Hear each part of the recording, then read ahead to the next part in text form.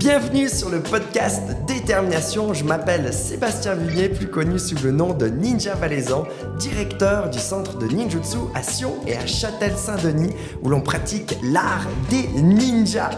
Ce podcast est conçu pour te donner des inspirations de personnes de tout horizon, tels que des entrepreneurs, des sportifs qui ont dépassé leurs limites pour vivre une vie qui leur corresponde. En passant par des challenges de leur vie, ils vont nous inspirer à aller de l'avant, même après les échecs. Le chemin pour moi, c'est le plus important que le résultat. Comment on reste persévérant, déterminé, même quand il y a des tempêtes. Comment on continue à avancer, même la tête sous l'eau.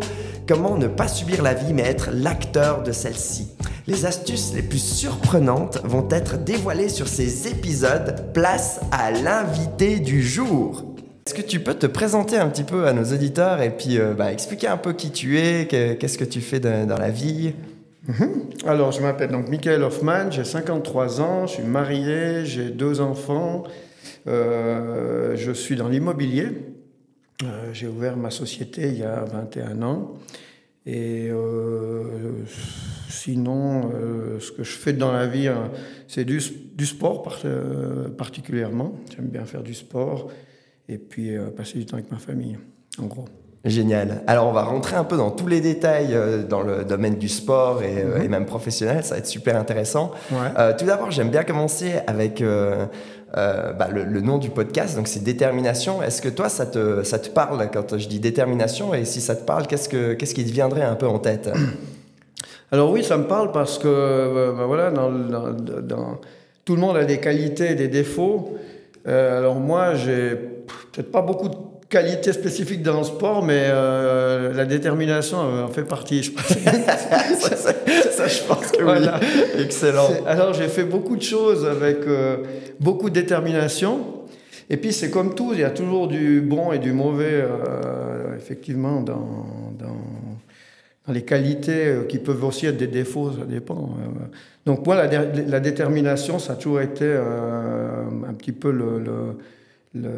l'élément qui m'a fait avancer dans beaucoup de choses, dans le sport, puis pas que dans le sport en général.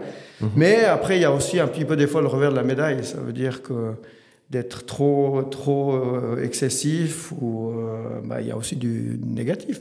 C'est vrai que c'est hyper compliqué d'arriver dans le domaine où tu es d'un coup trop déterminé et trop dans le cardio à fond et tout. Et puis, comment en fait tu arrives à déterminer j'y vais trop loin ou j'y vais pas assez loin. Ça, c'est un thème qui est compliqué. Hein.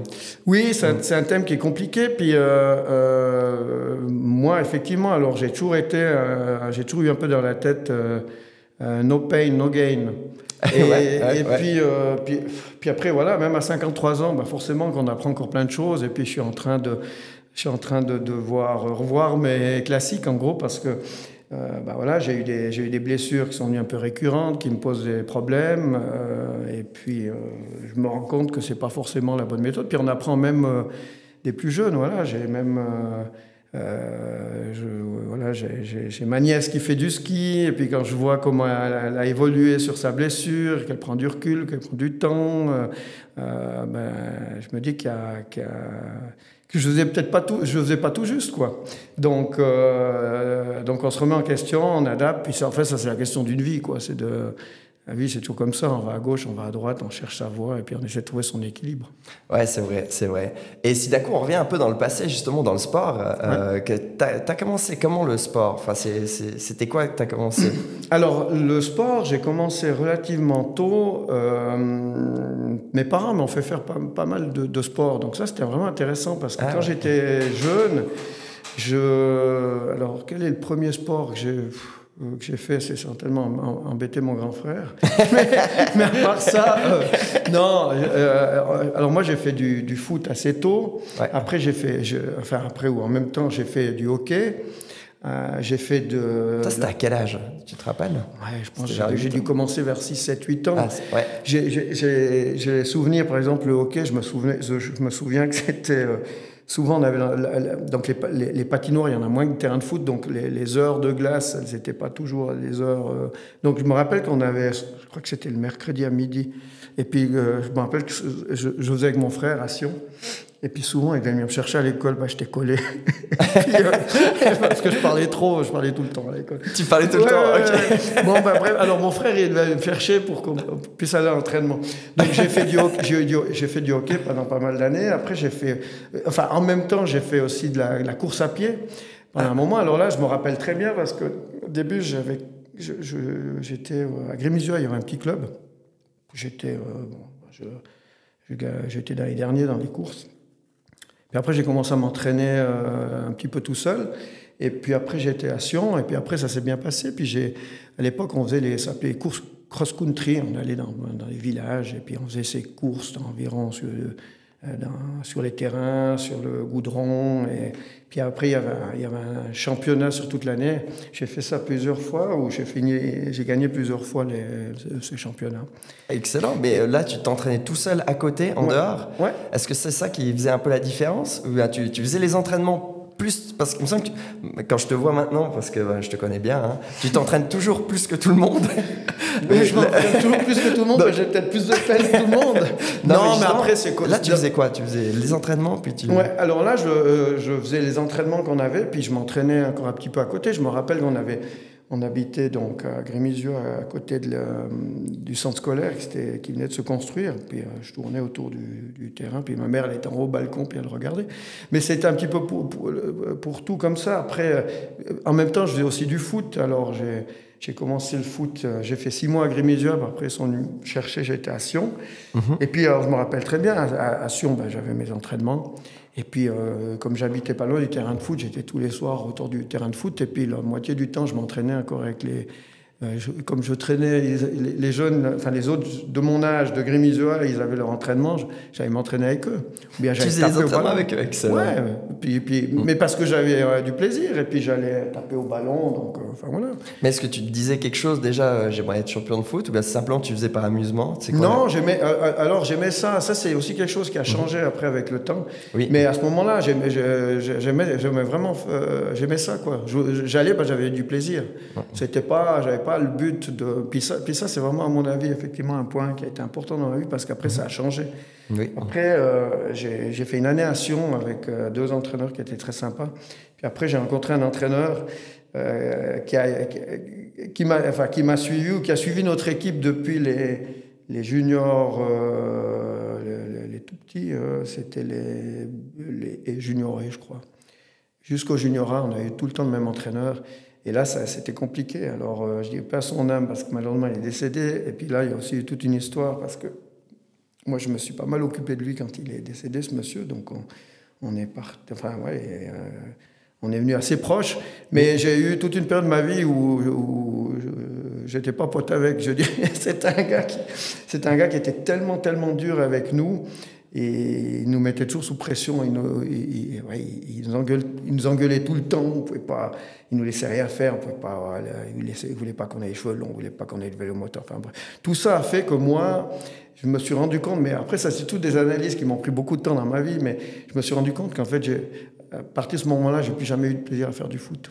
Et puis ça a eu des incidences. C'est intéressant, ouais. Mais parce que c'était plutôt le côté dur. Si d'un coup il y avait un entraîneur plus sympa, c'est quoi, ou bien c'était quoi qui t'a fait? Si tu veux, c'était le fait que ça allait jamais. Il était toujours en train de crier. Et, quand on faisait les matchs, on se faisait engueuler tout le temps. Et puis si tu as ça, je pense, une année, ça va. Mais quand tu as eu ça pendant 6, 7, 8 ans, après, c'est ancré en toi.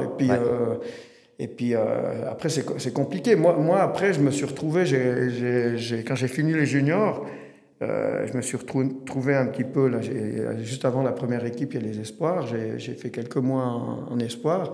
Puis après, on est venu me chercher avec la première équipe du FC Sion. Puis je me souviens très bien, le premier match que j'ai joué avec la première équipe du FC Sion, j'avais 18 ans. J'avais pu avancer la jambe, j'avais les adducteurs qui étaient en mauvais état, mais je voulais absolument jouer, donc j'ai pris 2-3 ponstants pour jouer. Puis j'ai joué mon match. Mais là, dans ma tête, j'étais le petit jeune qui débarquait, donc je me disais, voilà, on ne peut pas me reprocher grand-chose. Puis après, par la suite, les choses elles se sont passées différemment, parce que c'est vrai que moi, j'avais toujours l'appréhension de louper et j'étais toujours tendu. Et puis, je me rendais compte, je voyais qu'il y avait quelque chose qui n'allait pas comme il faut, quoi, gros. Ouais. Pendant le match ou non, tu avant, déjà avant. Et puis, j'avais aussi une philosophie où je me disais dans la vie, à un moment, je disais, il faut toujours regarder le pire, comme ça, tu n'es jamais déçu. Et donc, il y avait ça. Puis après, ce qui s'est aussi passé, mais ça, c'est une des choses que j'ai analysées avec du recul, j'entends. Ouais. Ce qui s'est aussi passé, c'est que j'ai eu un peu le phénomène, je ne sais pas si tu sais, quand les gens ils font par exemple des régimes. Tu fais un régime et puis tu te dis, ben voilà, maintenant, moi, je vais arriver à 70 kilos. Donc, tu travailles dur, blablabla. Puis quand tu arrives à tes 70 kilos, tu te dis, ah, je suis arrivé, tu es monté sur la balance, c'est 70 kilos. Qui est censé être une étape. Oui. Puis là, tu te relâches, tu laisses aller les choses. Et puis, voilà. Ouais. Et moi, quand je suis arrivé tout d'un coup avec la première, et puis que j'ai pu... la première équipe de Sion. De Sion, ouais. Et puis, donc j'étais dans le contingent, c'était sur photo. J'ai eu là un gros manque d'ambition. Mais ça, c'est nouveau des analyses, j'ai fait bien des années après, mais je me suis rendu compte que j'ai eu un gros manque d'ambition parce que je me suis satisfait d'être avec eux, ça m'allait bien. Puis les autres, et puis j'ai eu beaucoup trop de respect pour les joueurs qui étaient pour moi des idoles parce que quelques mois avant, j'étais dans les gradins en train de les regarder jouer, tu vois. Mais et ça, je pense que j'ai fait faux.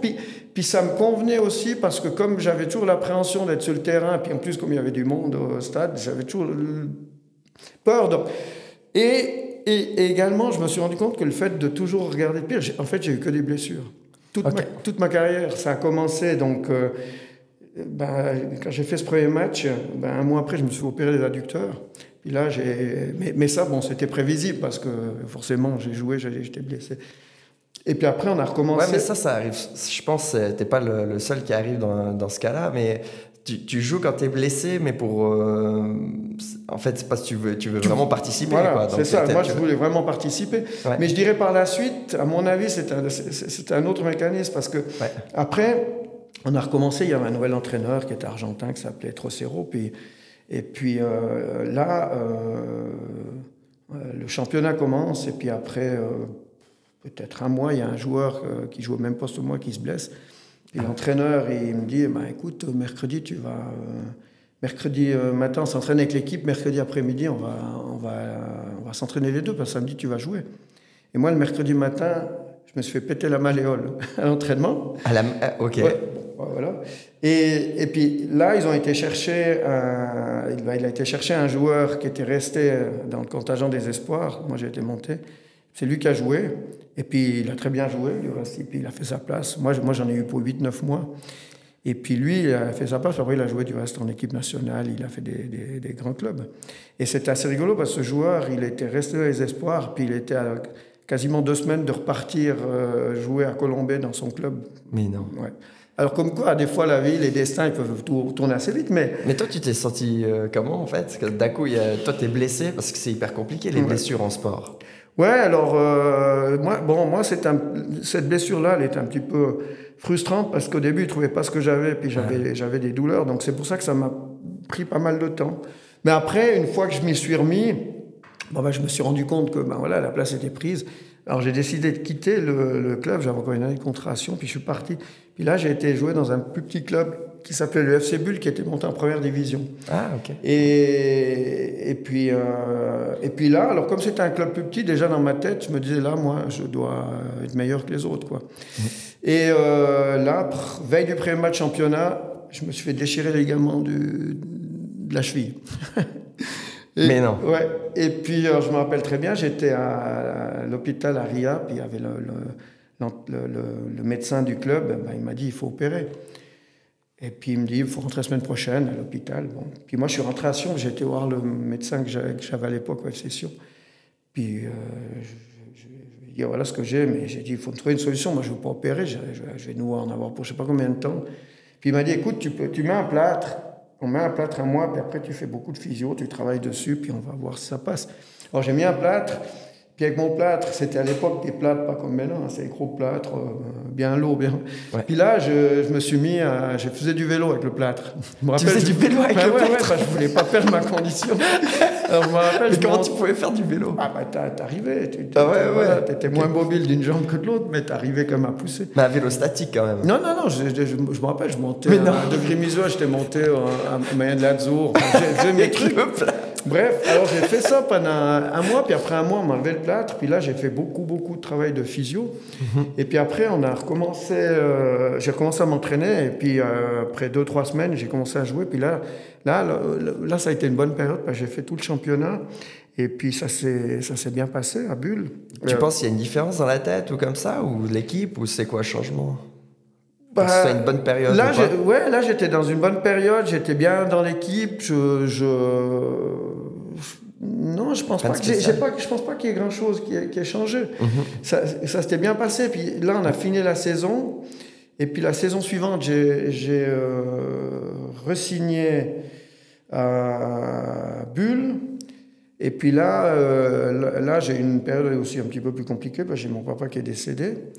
Ça, c'était à quel âge? Ouais, j'avais 20 ans, 21 ans. Ouais. Et puis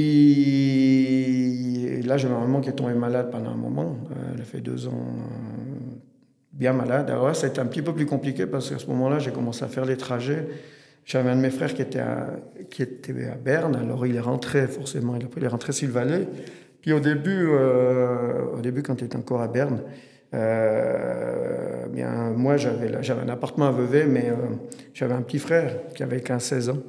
Donc, je rentrais, je faisais tous les jours le trajet pour rentrer, voir ma maman, puis m'occuper un peu de mon frère, parce que ma maman était pas mal à l'hôpital. Enfin, voilà, bon, ça s'est fait comme ça. Et puis là, pendant la pause hivernale, j'ai reçu une offre pour aller jouer à Saint-Gall. Une proposition de contrat à Saint-Gall de 2 ans. Puis à ce moment, ils t'écrivent, ça se passe comment en fait? Alors c'est un manager qui m'a contacté et puis après j'ai eu contact avec le président et puis il voulait que je parte déjà en camp d'entraînement. Puis à l'époque quand tu voulais être transféré, à l'époque tu devais t'inscrire sur des listes de transfert. Puis si tu étais inscrit sur ces listes de transfert, tu avais le droit d'être contacté par les autres clubs. Maintenant, ça a complètement changé. Maintenant, tu peux changer plus ou moins quand tu veux, je crois. Mais à l'époque, tu ne pouvais pas. Puis moi, j'appartenais toujours à F Sion. Et puis, même que tu étais à Bulle? J'étais à Bulle, j'étais prêté par Sion. Puis, tu étais prêté, ok, ouais. Puis Bulle, le président de Bulle, il aurait voulu me faire un transféré, mais Constantin, à l'époque, il ne voulait pas parce qu'il voulait que je revienne à Sion la saison suivante. Enfin, voilà. Donc, il a dit non, je fais qu'un prêt. Puis en l'occurrence, quand j'ai eu la proposition de Saint-Gall, Sion était d'accord de me laisser partir. Et Bulle, ils n'ont pas trop voulu me laisser partir. J'étais capitaine de l'équipe là, à l'époque, à 21 ans. Ouais. Et puis, non, ils ne voulaient pas trop que je parte, ils voulaient que je reste. Et puis, comme je n'étais pas censé avoir le droit d'être contacté, je n'étais pas sur la liste, je sais que si j'avais insisté, j'aurais pu partir, mais finalement, je ne le sentais pas non plus. Je me dis, je vais partir à Saint-Gall, au bout de la Suisse, et puis... voilà, j'avais quand même ma famille laquelle je vais m'occuper. Donc du coup, je ne suis pas parti à Saint-Gall. J'ai fini ma saison à Bulle. Puis la saison suivante, j'ai signé à Yverdon, qui était en 2e division. On est tombé en 2e division. Et là, au premier entraînement, j'ai déchiré les ligaments du genou. Mais non, ouais. Encore une blessure. Ouais. Mais est-ce que c'est arrivé chaque fois que tu as eu un changement de club? Attends, parce que là, t'as changé... Non, c'est même pas ça. Non, j'en ai eu... Non. Attends, non, après, j'ai eu d'autres blessures, mais qui m'ont pas trop arrêté. Mais... Okay. Et puis là, tout d'un coup, j'ai commencé à réfléchir. J'avais, je crois, 24 ans. Puis je me suis dit, j'ai déjà loupé le train 2-3 fois. J'ai toujours des blessures. Je dis, il faut tirer des conclusions. Je me suis dit, là, il faut arrêter, quoi. Alors, je me suis remis de la blessure. J'avais signé mon contrat. J'ai fini ma saison un peu en roue libre. Et puis, j'ai décidé d'arrêter le foot à ce moment-là. En plus, c'était ta passion depuis tout le temps. Alors, oui et non, parce que quand j'ai fait des analyses sur moi bien après, je me suis rendu compte que depuis que j'ai eu mon entraîneur, que je vous parlais en junior, là, j'ai plus jamais eu de plaisir à faire du foot. Ah, ok. Ouais.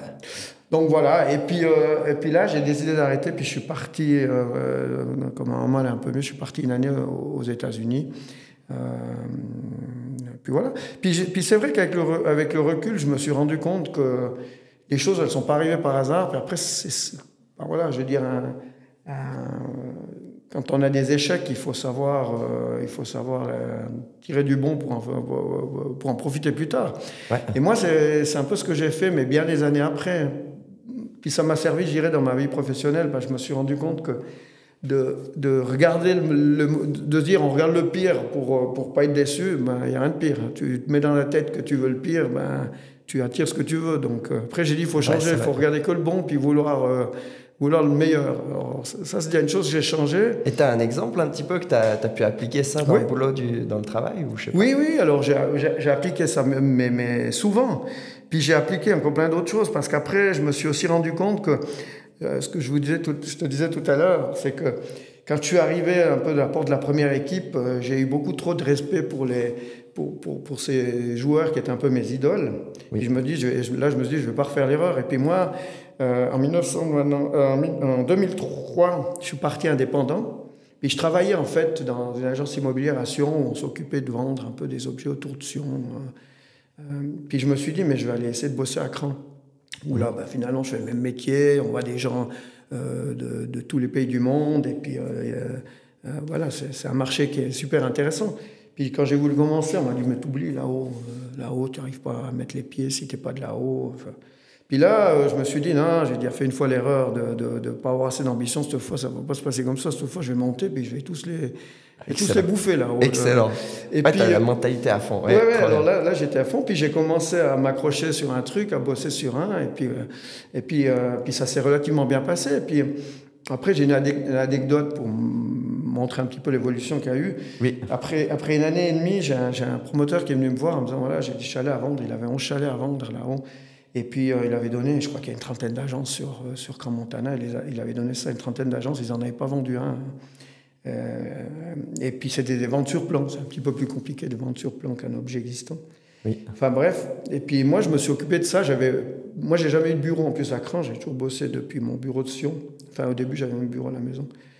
Bon. Après une année, j'en avais vendu 9 des chalets sur 11 là-haut.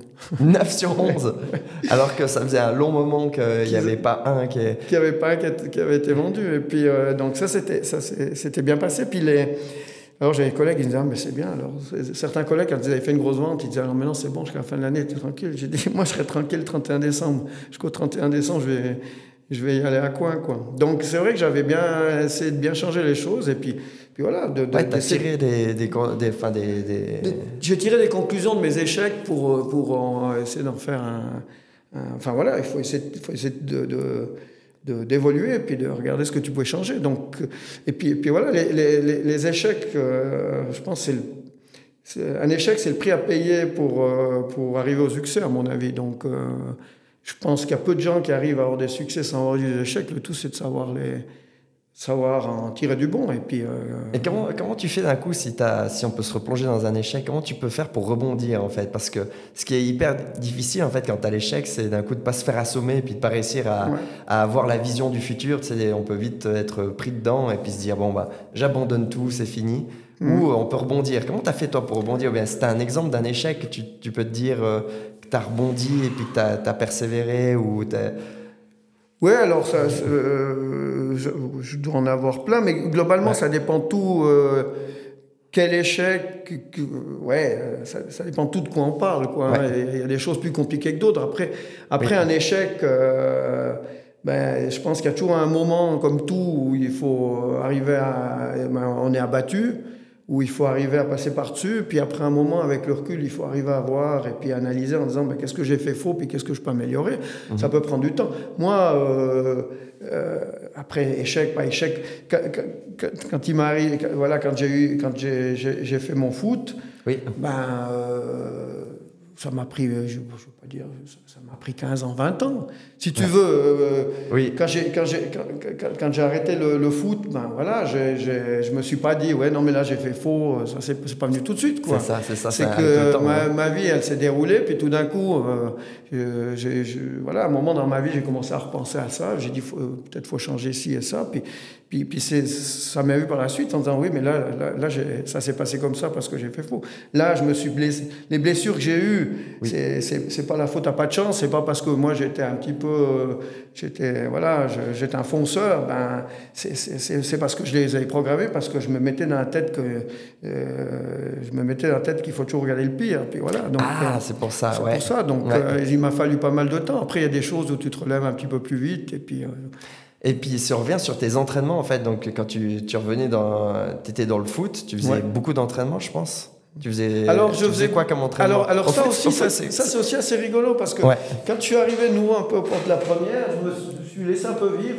Et puis, je me rappelle quand j'ai signé mon contrat, juste avant de signer le contrat, je faisais un apprentissage de commerce.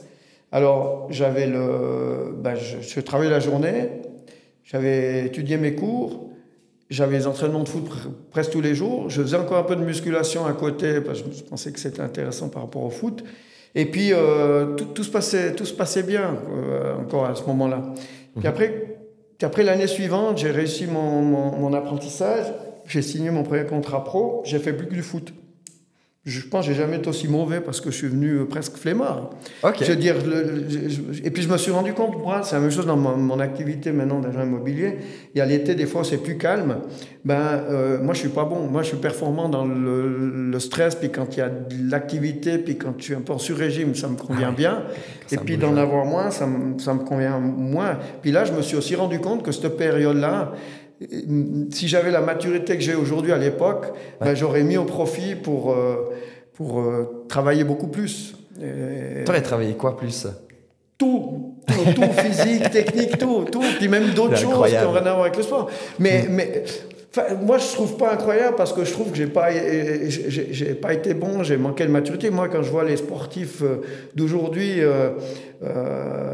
quand je vois la maturité qu'ils ont, je vois un gars comme Federer, quand il a commencé sa carrière, il était jeune, il a une maturité hallucinante. Voilà, je parlais de l'exemple de ma nièce, c'est la même chose. Elle est jeune. Tu peux redire son nom comme ça. Mallory, voilà, c'est Mallory Blanc qui fait du ski. Ouais. Elle a énormément de maturité, elle arrive à se gérer, elle prend du recul sur les choses. Moi, je trouve ça admirable. Moi, j'avais pas du tout cette maturité et j'ai fait plein de choses faux. Mais après, encore une fois, j'ai zéro regret parce que je pense que si j'avais fait les choses différemment, je serais pas là où je suis avec la vie que j'ai aujourd'hui. Donc, j'ai absolument pas de regret. Au contraire, je trouve bien d'avoir su en tirer profit. Pour me servir dans ma vie de tous les jours, quoi. Et quand tu as terminé le foot, après, tu m'avais déjà parlé que tu avais fait des projets comme la patrouille des glaciers ou le Grand Raid ou comme ça. Ouais. Est-ce que tu peux parler un peu de ton programme d'entraînement ou comme ça? Oui, alors, j'ai parlé surtout qu'il y a quelqu'un de ta famille là, qui m'a bien cassé les bonbons. Alors moi, quand j'ai arrêté alors après, je suis parti aux États-Unis. Ah oui, là, tu es parti aux États-Unis. Après arrêter le foot, je suis parti aux États-Unis. C'était pourquoi je suis parti aux États-Unis, je me suis dit, moi, je me suis dit, c'est un peu un tournant de ma vie, parce que comme j'ai décidé d'arrêter de faire du foot, enfin, de faire plus ou moins professionnel de foot. J'avais décidé d'arrêter. Ma maman était guérie, et puis je me suis dit, là, je vais repartir dans une autre activité. Je vais vouloir m'investir là-dedans, donc je me suis dit, il faut peut-être que je profite avant de recommencer quelque chose, d'aller apprendre une langue puis de voir autre chose. Donc je suis parti une année en Californie. Puis là, j'ai fait pas mal de musculation à ce moment-là. Musculation, puis j'aimais bien manger aussi, je mangeais bien. Enfin, bref, je suis rentré, je faisais 84 kilos. Au lieu de poids de forme, 70 kilos. Alors, j'étais bien plus musclé qu'avant, mais j'étais pas non plus mon sécosse, quoi. 10 kilos de muscle, quoi. Ouais, allez, 8 kilos de muscle, puis 2 kilos d'hamburger. Bref. Ouais. Et puis voilà.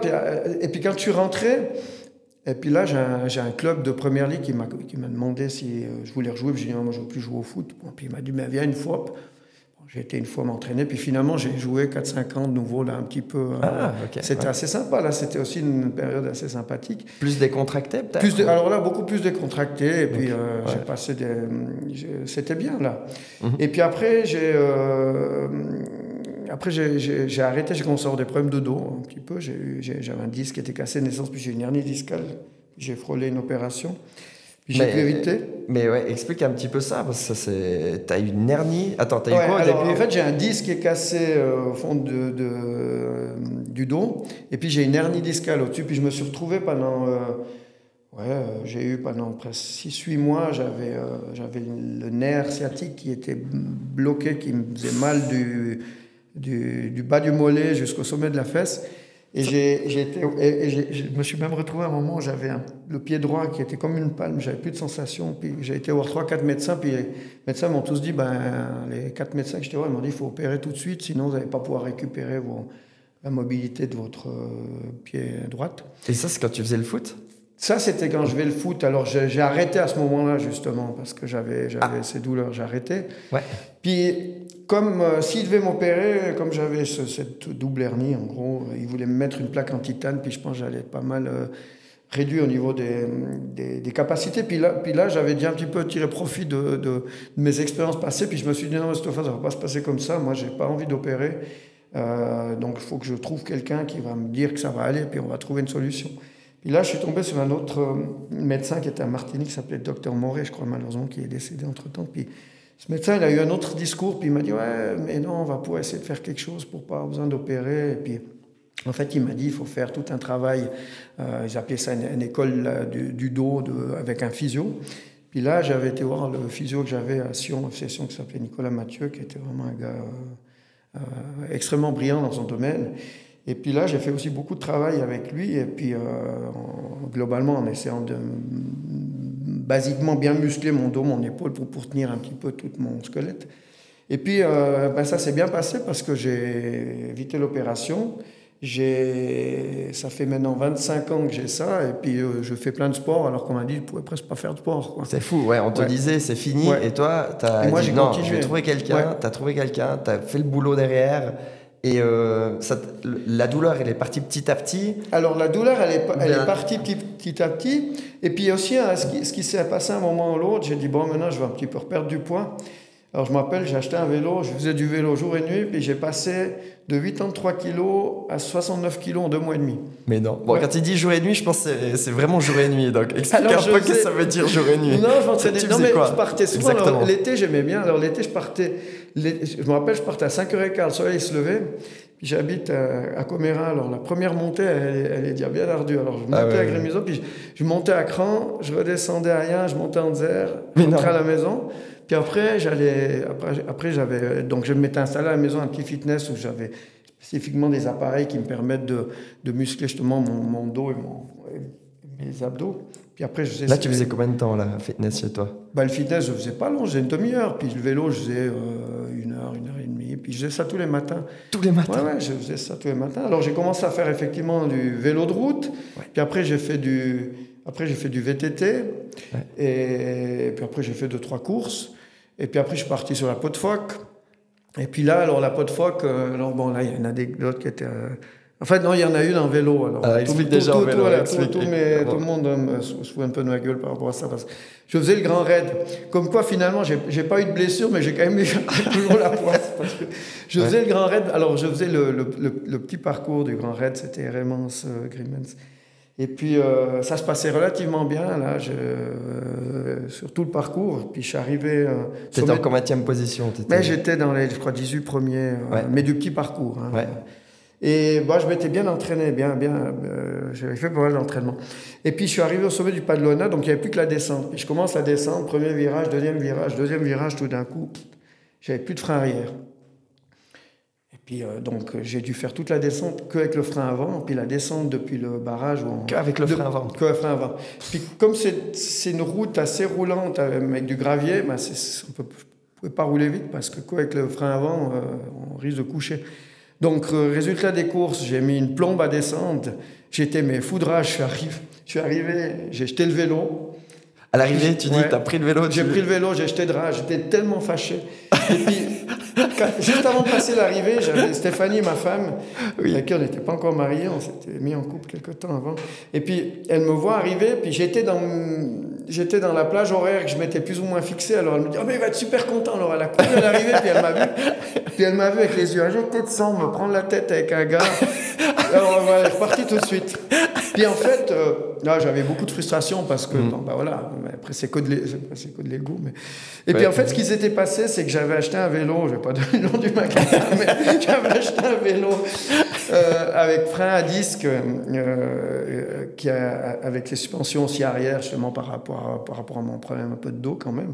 Et puis, le mécanicien, le vélo était quasiment neuf, le mécanicien qui avait fait le contrôle avant la course, il avait oublié de resserrer une petite vis. Et puis, l'huile du frein, comme il n'avait pas resserré la vis, elle était partie pendant tout le long de la course. Puis, quand je suis arrivé à la première descente, il n'y a plus de frein, quoi. Plus d'huile, plus de frein.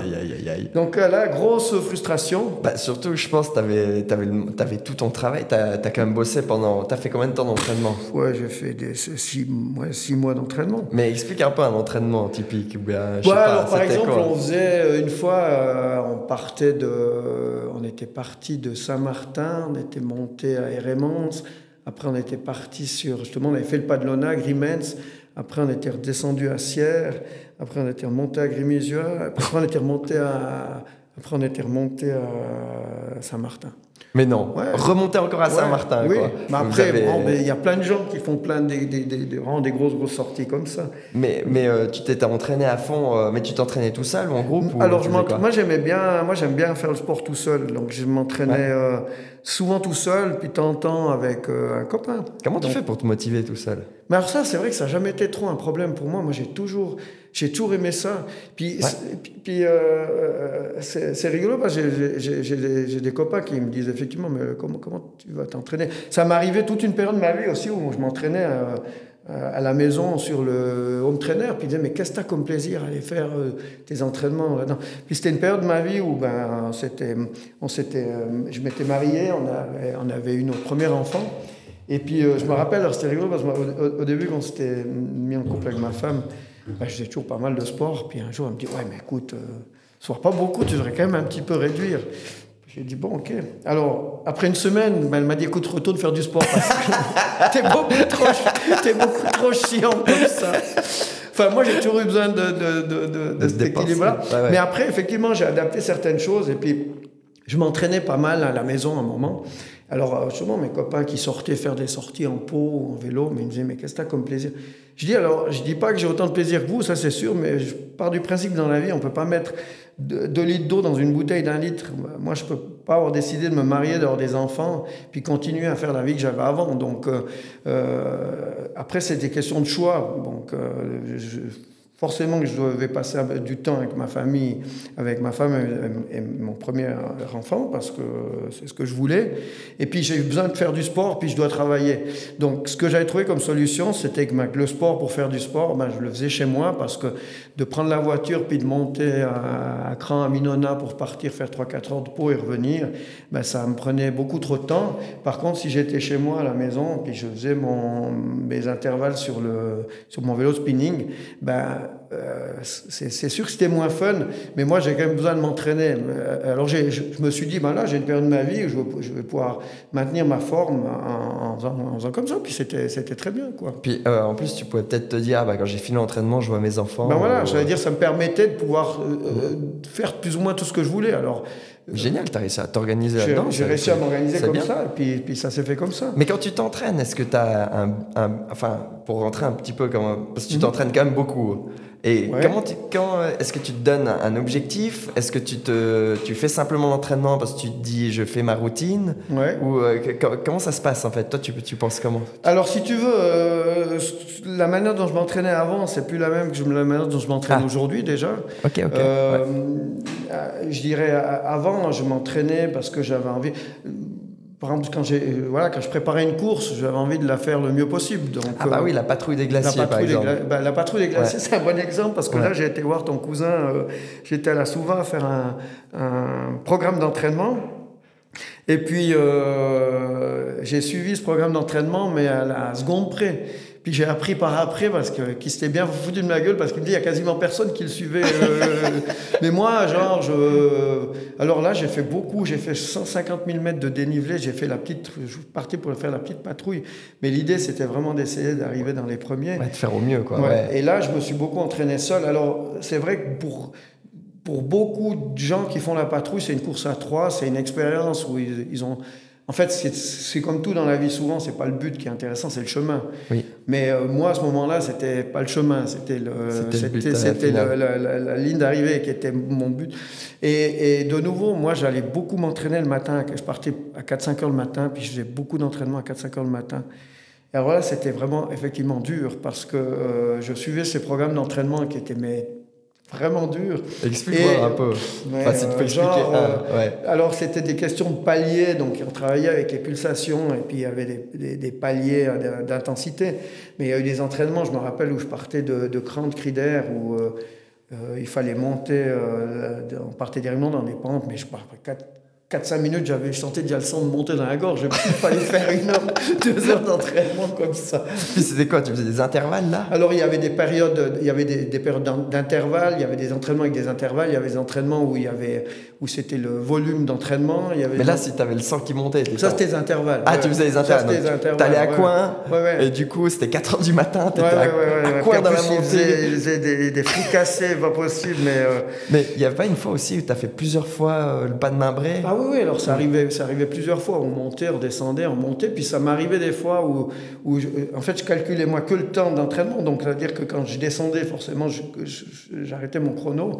Mais ça m'est arrivé de repartir parce qu'il manquait que 3 minutes sur le temps qu'il m'avait mis.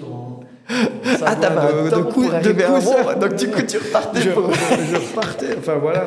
Puis là, alors de nouveau, moi le but c'était vraiment d'arriver, mais c'était tout faux. Puis alors le plus rigolo dans toute cette histoire, c'est que j'étais vraiment, j'avais fait beaucoup d'entraînement. Combien t'avais dit de dénivelé? J'ai pas 150 000 mètres dénivelé, j'avais fait. 150 000 beaucoup. Mais en combien de temps? 5-6 mois. Mais non, 5-6 mois, 150 000. Ouais, là j'ai fait beaucoup. Et puis qui neige, qui vente, t'allais aussi? Alors j'allais. Et moi, j'ai de la peine avec le froid en plus. Mais je me rappelle, je partais des fois le matin, je crois qu'il faisait moins 15, moins 20 au départ. Il faisait moins 15, moins 20? Des trucs de fou. Puis t'arrivais en haut, tu faisais quoi? Je me rappelle toujours, une fois, je suis arrivé en haut vers Cri d'Air. Je ne sais plus où j'étais, il y avait de la neige partout, de la tempête, des trucs. Après, on redescendait, puis on recommençait, quoi. Puis, vous étiez plusieurs? Non, non, moi, je le faisais seul. Je faisais quasiment tout. Tu dis tout seul. Parce que tu faisais tout ça là en bas, et puis c'était avant le boulot, donc. Ça, je faisais ça avant le boulot. En plus, t'arrivais à trouver le temps, tu venais à 4 heures. Principalement, je faisais des entraînements comme ça tout le matin. Et t'avais le programme, t'étais déterminé. Je suivais le programme jusqu'au bout, tout ce qui est noté. Et puis, alors sincèrement, c'est vrai que j'ai pas eu de plaisir à m'entraîner parce que c'était très dur. Ce qui est un peu à l'envers du bon sens, parce qu'encore une fois, le but c'est d'avoir du plaisir, de passer du bon temps avec les copains et ça. Mais moi, le but c'était vraiment de faire une belle performance. Je m'étais dit, ça sera la dernière, donc j'ai parti pour ça. Et puis alors, comme quoi, ça devait être tout faux parce que finalement, on est arrivé au départ, et je me rappelle, on était dans le car pour monter au départ de la course. Donc, c'est-à-dire, on a vécu tout le pire, c'est-à-dire tout l'entraînement qui était dur. la veille de la course où tu es tendu comme un arc, tu vois, tu es stressé parce que tu as ta course, tu dors pas la nuit, et le matin, tu es encore plus stressé parce que tu vas partir. Mais c'était assez rigolo parce qu'on était dans le car, tu n'avais pas un bruit, tu vois, les gens étaient tous tendus. Ouais. Et puis tout d'un coup, on entend que ça parle au devant et que ça revient derrière, et tu as commencé à rigoler. Et ils avaient annoncé que la course était annulée.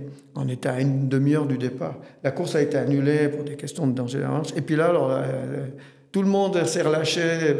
Donc, résultat des courses, je suis pas parti. La première fois au Grand Raid, j'ai pété le vélo, puis la deuxième fois, je suis pas parti. Puis là, je me suis dit, maintenant c'est fini, parce que je me suis dit, sincèrement, je suis pas prêt à refaire la dose d'entraînement que j'avais fait avant. Je suis pas prêt à le refaire. Puis, je suis pas prêt à aller faire la course, puis être moins bien entraîné que la dernière fois. Et puis après, je me suis aussi rendu compte dans la vie qu'il faut toujours un bon équilibre pour tout. Et puis, par l'idée que pour tenir debout, il faut avoir les jambes bien posées. Et que si tu es bien posé au sol et puis qu'on te tire un élastique d'un côté, moi je me rends compte que plus on le tire loin l'élastique, au moment où tu le relâches, il repartira tout aussi loin de l'autre côté. Ah ouais, intéressant. Enfin, moi j'ai eu cette image qui m'est venue, puis je me suis dit, je me suis tellement entraîné là, pendant 3 ans, j'ai plus pu toucher les skis et les pots de phoque. J'avais plus envie. Parce que je pense que j'ai trop fait. Et puis je pense que si j'avais moins fait ou modérément, j'aurais certainement... Si tu veux, la dose sur peut-être 4-5 ans d'entraînement, elle aurait été la même. Mais moi, j'ai tout fait au début, puis après, j'ai plus voulu faire. Et puis je pense que... Ça, c'est aussi une chose que j'ai appris. Je pense qu'il faut trouver le juste milieu. Et puis de trop vouloir tout faire, au bout d'un moment... il y a le retour de bâton en général. Voilà. Tu lui donnerais quoi comme conseil à Michael qui commence son entraînement avant la patrouille des glaciers?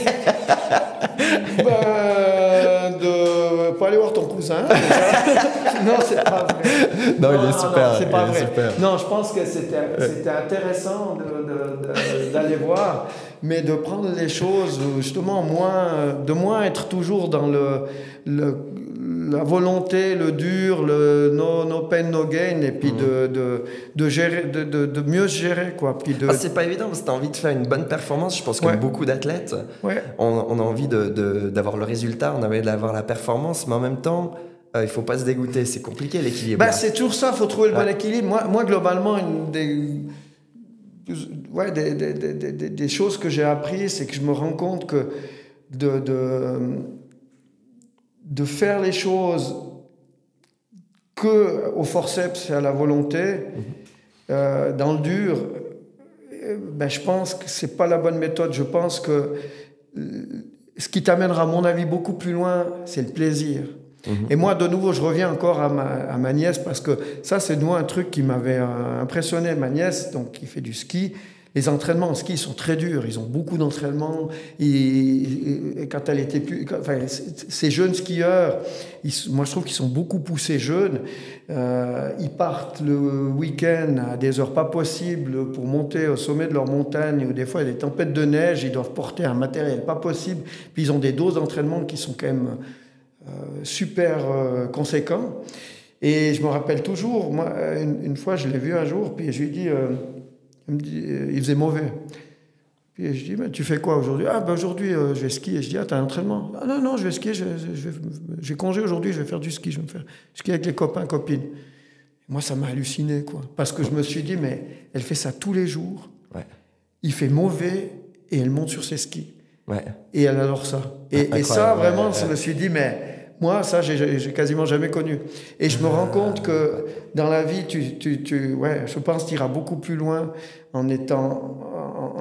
si la motivation, c'est le plaisir. Alors, le plaisir, ça ne veut pas dire que le plaisir, tu peux l'avoir tout le temps ou il est immédiat. Tu vois, je veux dire, tu peux faire des choses où ça va être dur pendant l'entraînement, mais que tu vas après avoir du plaisir. Mais globalement, il faut avoir du plaisir. J'ai aussi une petite anecdote à ce niveau-là, parce que moi, quand j'ai fait mes juniors avec mon entraîneur, on a eu tous nos juniors, il y avait une autre équipe qui était la classe 1966 du FC Sion.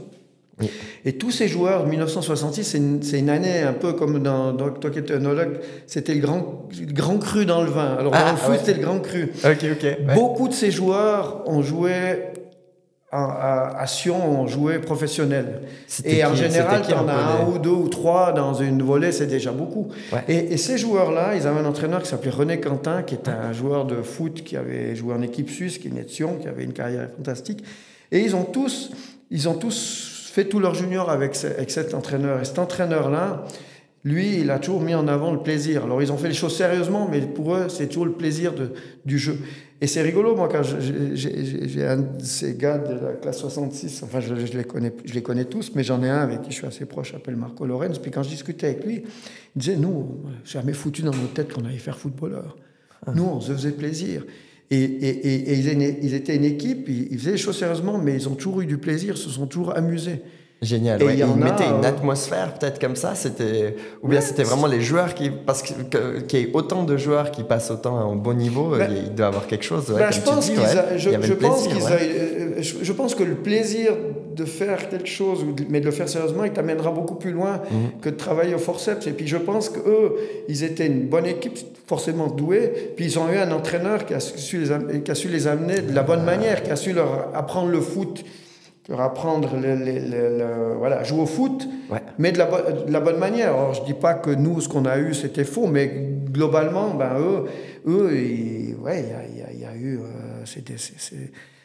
je ne sais pas combien ils sont, hein, mais ils devaient être 5, 6, 7, 8 qui ont joué. Donc, et ça, de nouveau, c'est des choses, je me suis rendu compte en disant, mais effectivement, le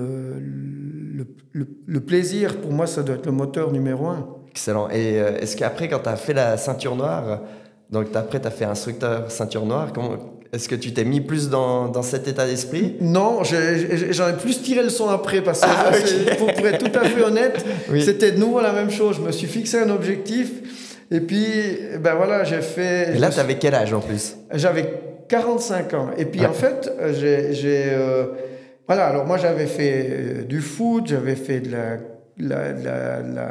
l'athlétisme, j'avais même fait de la gymnastique pendant l'année. La gymnastique? Ouais. Je savais pas. Okay. La gymnastique, j'ai fait du tennis. Après je suis parti sur le vélo, pot de phoque. Et puis, je m'étais toujours dit un jour, je veux faire sport de combat.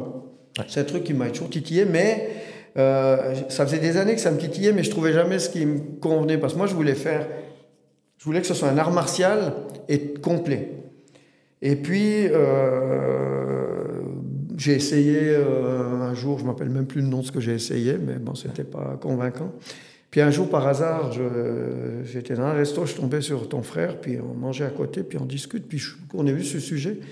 Et puis il m'a dit, mais moi, tu sais, mon frère, il donne des cours, il m'a expliqué ce qu'était le ninjutsu, puis j'ai dit, mais ça peut correspondre à ce que je veux faire.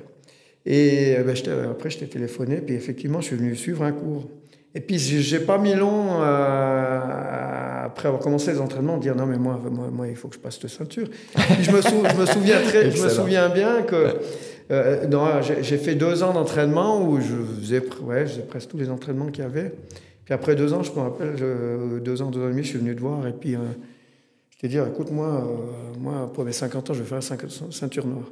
Puis tu me dis, ouais, mais tu sais, ceinture noire, c'est 8-10 ans d'entraînement pour arriver à la ceinture noire, tu sais, le boulot. J'ai dit, oui, c'est 8-10 ans d'entraînement si tu fais 2-3 entraînements par semaine, mais moi, je ne vais pas en faire 2-3 par semaine. Et puis effectivement, on est parti un peu dans cette aventure avec toi. Et puis là, à ce moment-là, j'ai de nouveau fait tous les entraînements qu'il y avait au programme. Puis on a fait pas mal d'entraînements. Je faisais, je crois, encore 2, 3, 4 entraînements à côté. Ouais, on faisait 2, 3, exact. À côté, et puis je faisais encore de l'entraînement à côté. Donc j'ai fait de nouveau, effectivement, beaucoup. Et puis voilà, j'ai pu... Alors là, je dirais, le chemin, pour moi, il était intéressant, quoi. J'ai passé des super bons moments. Avec toute l'équipe avec qui on s'entraînait, puis j'ai passé des super bons moments avec toi où j'ai pu apprendre beaucoup de choses. Enfin bref, c'était une belle période. Mais c'est vrai que je dis j'ai pas trop appris parce que de nouveau, j'étais au forceps de nouveau. J'ai l'impression que j'étais au forceps, il fallait absolument, donc je m'entraînais. Et je pense que j'aurais de nouveau plus dilué parce que j'ai de nouveau eu un petit peu le même retour de bâton après, je dois avouer. Ouais, un petit coup de démotivation. Exactement, ouais. Mais c'est vrai que très souvent on voit au bout d'un moment quand quelqu'un passe la ceinture noire, tu le revois plus pendant quelques temps. Je pense qu'il y a eu un trop plein ou quelque chose comme ça. C'est vrai que ça peut vite. Ça dépend de. Mais bon après il y a Loïc qui a passé la ceinture. Alors moi je la voyais de la manière il s'entraînait. Je voyais que des fois il venait, des fois il venait pas et donc il s'entraînait très régulièrement, mais il s'écoutait, il regardait, et puis il a progressé encore bien plus que moi finalement. Moi, je trouve qu'il a eu beaucoup plus de maturité que moi, même qu'il était plus jeune, quoi. Ouais. Et du coup, maintenant, qu'est-ce que ce serait un peu ton avenir dans le sport et tout? Est-ce que si d'un coup tu recommences quelque chose ou je sais pas, maintenant tu reviens aux entraînements et tout ça, c'est quoi ta méthodologie maintenant par rapport à un entraînement? Alors moi maintenant, ce que j'essaie de faire, c'est effectivement de mettre en pratique ce que j'ai pas dit. Alors bon, ça fait par exemple déjà des années où je vais un petit peu m'entraîner dehors et alors je prends pas de montre, rien du tout. Je m'en fous du temps. C'est plus ça qui m'intéresse. Maintenant, ce qui m'intéresse, c'est de me faire plaisir, trouver mon équilibre. Puis ce qui est important, c'est d'avoir du plaisir. Alors pour moi, le plaisir, de toute façon, il viendra toujours en faisant les choses sérieusement. Après, je dirais une autre chose qui, moi, qui a été très importante dans ma vie par rapport au sport. Moi, le sport, il m'a permis de me donner un équilibre. Et je dis ça très souvent en rigolant, mais c'est tellement vrai.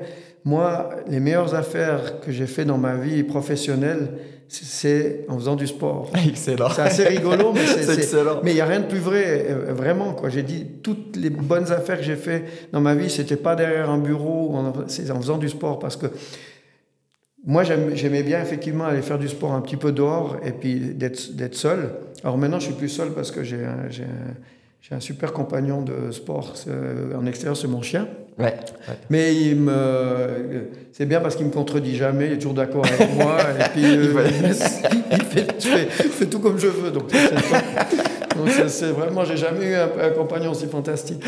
Mais je disais, oui, alors moi, chaque fois que j'ai fait du sport, je pense qu'on est dans une autre dynamique dans sa journée de travail et puis le fait peut-être de se relâcher ou de laisser aller.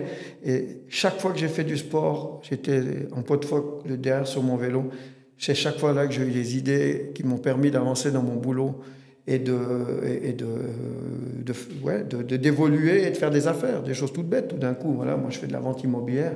Tout d'un coup, je me suis dit, mais tiens, mais pourquoi j'ai pas pensé de proposer cette maison à cette personne? Enfin, voilà. Donc, faites du sport, vous gagnerez de l'argent. mais c'est super intéressant parce qu'en fait, quand tu fais du sport, t'es plus clair, t'es plus vide, t'es moins tendu. Ça veut dire que t'es pas la même dynamique et puis les choses se relâchent, puis les choses, elles viennent, elles fusent. Et ça, vraiment, moi, c'est clair que c'est là où j'ai fait les meilleures affaires de ma vie. Excellent. Et comment tu pourrais instaurer un peu de plaisir dans le sport en gardant une routine? Parce qu'en fait, tu gardes toujours une routine. Hein. Tu peux expliquer un peu une routine que tu fais aujourd'hui? Puis comment tu peux garder, en fait... Parce que je pense que ça peut donner des bons conseils pour des gens qui veulent commencer un peu à faire du sport ou qui font déjà du sport, mais qui se disent...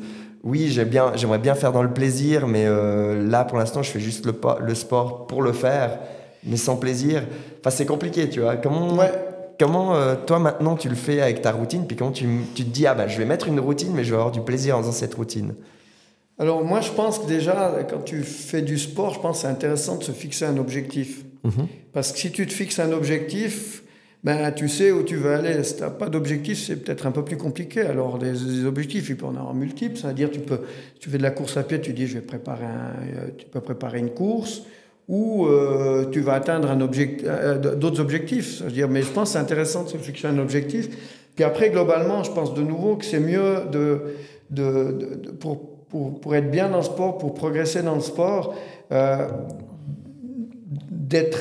de peut-être faire un peu moins, mais d'être très régulier. Vouloir, parce qu'on aime ce qu'on fait, de vouloir trop faire au début, des fois, voilà, quand on fait trop... je sais pas si tu aimes les sushis, si tu en bouffes tous les jours pendant je sais pas combien de temps, tu n'en as peut-être plus envie. Donc, c'est vrai. Non, je veux dire, c'est saturation. C'est de trouver le bon rythme. Et puis en sport, pour progresser, il faut juste être régulier. Et puis après, c'est sûr que il faut varier. Et puis je pense que c'est sûr que tous les entraînements qu'on fait, on peut pas avoir du plaisir à tous les entraînements, mais le plaisir, il peut aussi être une fois de faire un entraînement où tu es vraiment dans le dur. Tu auras le plaisir, après, tu as la satisfaction de l'avoir fait, puis tu as la satisfaction d'avoir progressé. Puis une autre fois, tu peux faire un entraînement où tu prends du plaisir pendant ton entraînement. Donc, le tout, c'est de trouver le bon équilibre, quoi. Mais c'est vrai que le moteur principal, il doit quand même être le plaisir, qu'il soit immédiat pendant le sport ou qu'il soit dans la satisfaction après. C'est ça. Et quand tu dis multisport, enfin, tu voulais dire faire plusieurs choses, tu disais un peu multisport. Non, mais c'est-à-dire que multisport, si on prend l'exemple du ninjutsu, le multisport, ça ne veut pas dire que tu dois aller faire du ninjutsu, puis du tennis, puis du golf, c'est pas forcément, tu peux. Mais en faisant du ninjutsu, tu peux faire, tu dis, moi je vais faire une fois un entraînement de technique, c'est peut-être un peu moins dur physiquement, mais je vais apprendre techniquement. Une fois, tu vas faire un entraînement où tu fais du kick, où tu vas frapper dans les sacs un peu plus dur. C'est de trouver un peu ton rythme par rapport à ça pour pouvoir avoir du plaisir. Voilà, encore une fois, avec le plaisir d'apprendre à t'améliorer techniquement ou d'avoir du plaisir en améliorant ton cardio. Et puis voilà, c'est de trouver ta voie, quoi, en gros. Hyper intéressant. Et c'est vrai qu'avec du recul, en fait, tu peux voir les erreurs et tout ça, et tu peux essayer de les corriger. Et maintenant, disons que tu as 70 ans Et quel conseil il te C'est bientôt. donnerait Non, mais d'un coup, de plus âgé, et puis quel conseil il te donnerait maintenant, tu vois, parce que là, tu pourrais donner un conseil à ton gars plus jeune. Ouais, à moi maintenant. Ou ben, qu'est-ce qui pourrait te... Qu'est-ce qu'il pourrait me dire, le gars de 70 ans? Ouais. Aujourd'hui, je sais pas, ouais, compliqué. Est-ce que tout va bien? Ouais, moi maintenant, je pense que tout va bien. Maintenant, j'ai un nouveau un petit peu un défi, j'ai un souci avec une épaule. Alors, c'est quoi ce défi? Ah ouais, avec l'épaule, ouais. Ouais, avec mon épaule. Alors, il y a 10 ans, j'avais déchiré le labrum, qui est un cartilage qui tient l'épaule comme au genou, on a le ménisque. Oui. Je l'ai opéré il y a 10 ans, et puis maintenant, il est nouveau déchiré, et puis je peux normalement, très compliqué de réopérer. Alors, je dois apprendre à vivre avec. Et puis là aussi, je me suis dit, il faut que je suis obligé de changer certaines choses. Donc, ce que j'essaie de faire, c'est un petit peu de faire le même procédé que j'ai eu pour mon dos, où j'ai mon disque est cassé. J'ai essayé de bien muscler mon dos et mes abdos, en fait, pour tenir la vertèbre qui bouge un peu. Ouais. Alors, j'essaie de faire un petit peu la même chose avec mon épaule, en disant, il faut renforcer musculairement mon épaule pour que les muscles tiennent un petit peu l'épaule pour pallier la déficience que j'ai avec mon labrum qui est déchiré. Donc voilà. Tu as pu recommencer les entraînements et tout. Alors maintenant, j'ai recommencé les entraînements. Ouais, ça grince un peu, mais je recommence un petit peu les entraînements. Mais voilà, donc je sais qu'il faut que j'adapte certaines choses, qu'il y a des choses que je vais plus pouvoir faire, ou que si je continue à les faire, je vais payer un moment ou l'autre. Donc au bout d'un moment, là qui va aller loin ménage un peu sa monture.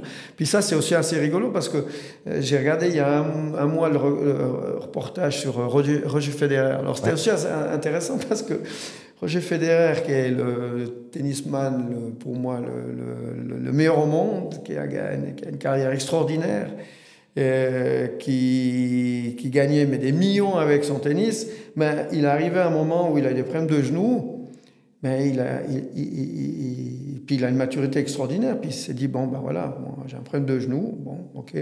Il a décidé d'arrêter, alors que je pense qu'il aurait pu encore tirer sur la corde un moment, puis il aurait pu continuer à être dans les meilleurs au monde et puis gagner encore plein d'argent. Il a dit non, il faut que je passe à autre chose.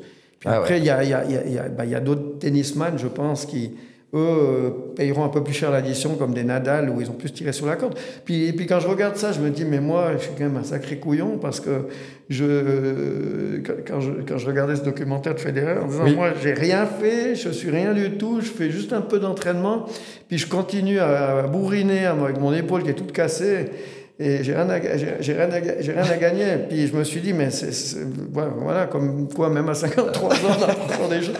Puis je me suis dit, puis effectivement, le médecin me dit, mais votre épaule, vous en avez besoin encore pas mal d'années. Ouais, donc voilà, au bout de compte, je me dis, je prends un peu du recul. Ouais.